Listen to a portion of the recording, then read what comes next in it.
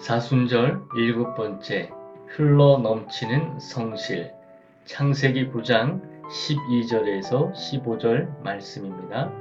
하나님이 이르시되 내가 나와 너희와 및 너희와 함께하는 모든 생물 사이에 대대로 영원히 세우는 언약의 증거는 이것이니라.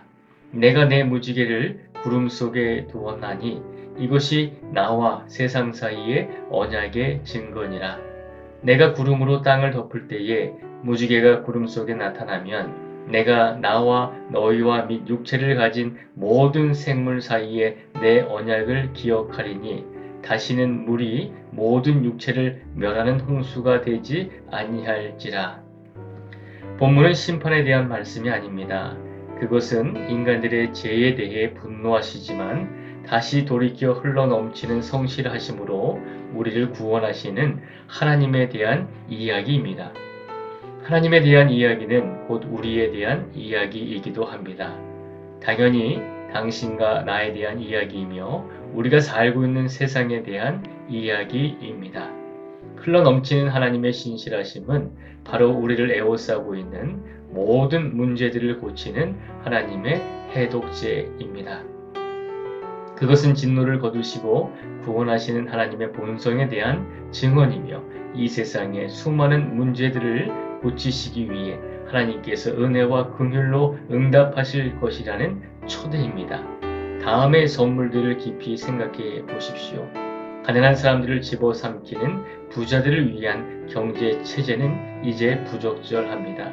바야흐로 평화의 가능성이 우리를 뒤덮고 있습니다. 전쟁과 폭력에 대한 오래된 욕망은 이제 지지를 받을 수 없습니다. 풍성한 결실이 우리를 뒤덮고 있습니다. 인간이 삶의 표준을 유지하기 위해 애쓰는 기술공학의 폐해는 이제 낡은 것이 되고 말았습니다.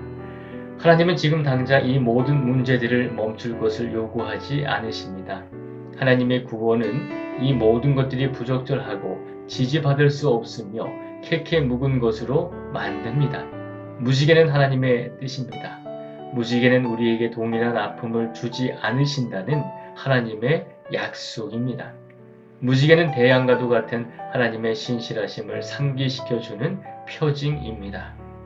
우리는 태양과도 같은 하나님의 성실하심 가운데 살아야 합니다.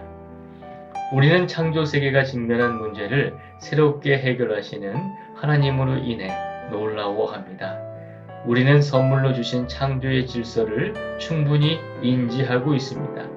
우리는 하나님의 신실하신 언약에 감사합니다.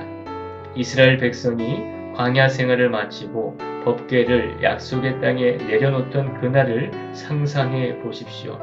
이제 하나님의 약속에 부합하는 새로운 삶을 향한 노력을 기울일 때입니다. 그것이 우리가 해야 할 일입니다.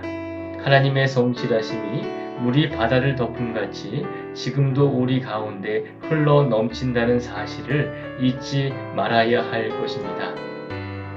기도하겠습니다.